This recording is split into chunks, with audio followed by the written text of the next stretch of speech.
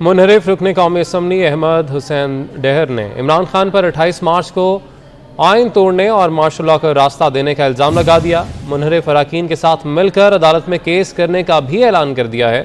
بات کریں گے ہمارے نمائندے محسن الملک سے۔ جی محسن، بتائے گا مزید کیا کہنا ہے احمد حسین ڈہر کا؟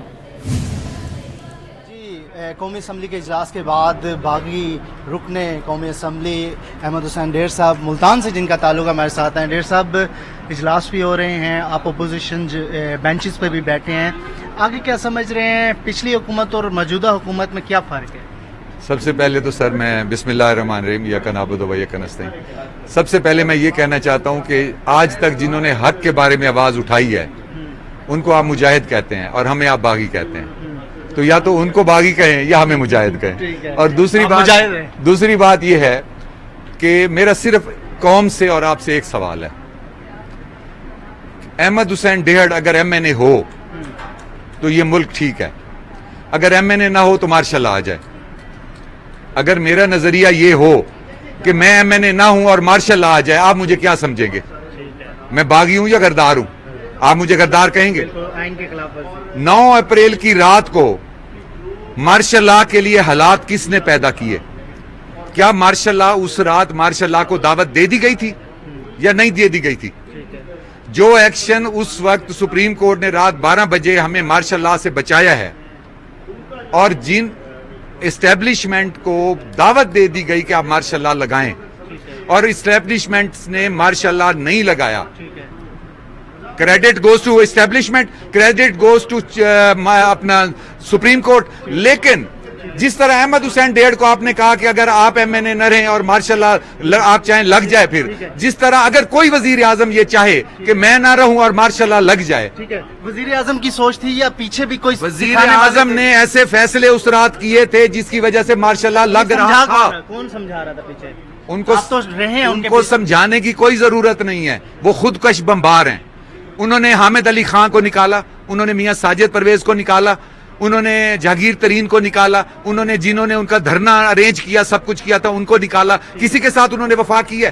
آج وہ پاکستان کے ساتھ کیوں وفا کریں گے؟ جس پہلے ذمہ دار ہیں سارے، وزیر اعظم مشیر بھی ہیں، ان کے وزراء بھی ہیں، وہ اس رات پریس کانفرنس بھی کر رہے ہیں۔ سر دیکھیں، جو کرپشن نیچے ہو رہی ہے، ہم کہتے ہیں وزیر اعظم آنیسٹ ہے، نیچے کرپشن ہو رہی ہے، کیا وزیر اعظم اس کے لائبل نہیں ہے؟ اب تو ان کی کرپشن ویسے ہی نظر آ گئی ہے، یہ توشہ کھانے والی، اب تو وہ دھلے نہیں لیں دودھ کے رہے۔ اور دوسری بات یہ ہے کہ وزیر اعظم نے کی وجہ سے وہاں پہ ان کے غلط فیصلوں کی وجہ سے مارشل لاء آ رہا تھا یا نہیں آ رہا تھا؟ اگر مارشل لاء آ رہا تھا تو جو اس ملک میں مارشل لاء لگانا چاہتا ہے وہ اس ملک کا دوست کیسے ہو سکتا ہے؟ یہ جو عوام ان کے پیچھے بھاگ رہی ہے، ان عوام کو نہ کانسٹیٹیوشن کا پتہ ہے، نہ روایات کا پتہ ہے، نہ ان کو ویلیوز کا پتہ ہے، نہ ان کو یہ پتہ ہے کہ ہمارے ملک کے ساتھ اس رات کیا ظلم ہونے والا تھا۔ آج میں سٹینڈ کر رہا ہوں اس بات پہ۔ تو اس پہ آپ جائیں گے، عدالتوں میں جائیں گے؟ یہ ساری باتیں جو کہہ رہے ہیں بڑے الزام ہیں، آپ کہہ رہے ہیں آئین توڑا۔ آئین توڑنے کے لیے میں عدالتوں میں جاؤں گا، اور میں اپنے جو میرے دوست ہیں، میرے جن کا جو ہمارا پی ٹی آئی ڈیموکریٹک ہے، ان کے ساتھ مشورہ کر کے ہم سارے عدالتوں میں جائیں گے اس رات والے ایونٹ پہ، کیونکہ اس دن مارشل لاء لگ گیا تھا۔ اگر ادارے لگانا چاہتے، ہم نے انہیں راستہ دے دیا تھا۔ جو مارشل لاء کے لیے راستہ دے دے وہ اس ملک کا مخلص نہیں ہو سکتا۔ جو انڈیا کو کہے ہمارے دوست ہیں، انڈیا کو کہے ہمیں ان پہ فخر ہے، اور وہاں ہماری کشمیر میں مائیں بہنیں شہید ہو رہی ہیں، وہ ہمارا ہیرو کیسے ہو سکتا ہے؟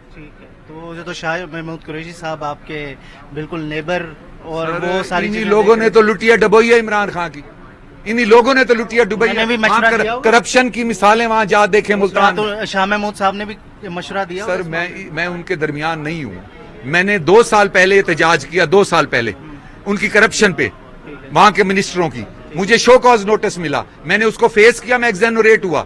میں نے اپنا سیکریٹریٹ کے ایشو پہ ملتان بنانے پہ استعفیٰ دیا۔ میں تو 2 سال پہلے کی جنگ لڑ رہا ہوں، مجھے باغی بنا دیا گیا۔ میں باغی نہیں ہوں، میں مجاہد ہوں، میں حق کی جنگ لڑتا ہوں، میں غریب کے لیے لڑتا ہوں۔ میں نے اپنے حلقے میں انصاف دیا ہے، میں نے لوگوں کو سکھ دیا ہے، میں حق کی جنگ لڑتا ہوں، حق کے ساتھ کھڑا رہوں گا زندگی میں۔ اپوزیشن لیڈر کون بننے جا رہا ہے؟ سر یہ فیصلے ان کے ہیں، میں لالچ والا بندہ نہیں ہوں۔ مجھے کچھ نہیں چاہیے، نہ وزارت چاہیے، نہ لالچ چاہیے، نہ کچھ چاہیے، مجھے کچھ نہیں چاہیے، مجھے صرف اس غریب کے لیے سکھ چاہیے جس کے سر کا کوئی سائیں نہیں ہے۔ ٹھیک ہے جی، احمد حسن ڈھیر جو کہ ہمیشہ سے دبنگ بولتے ہیں، ان کا کہنا ہے کہ وہ ٹھیک ہے، بہت شکریہ محسن آپ کا۔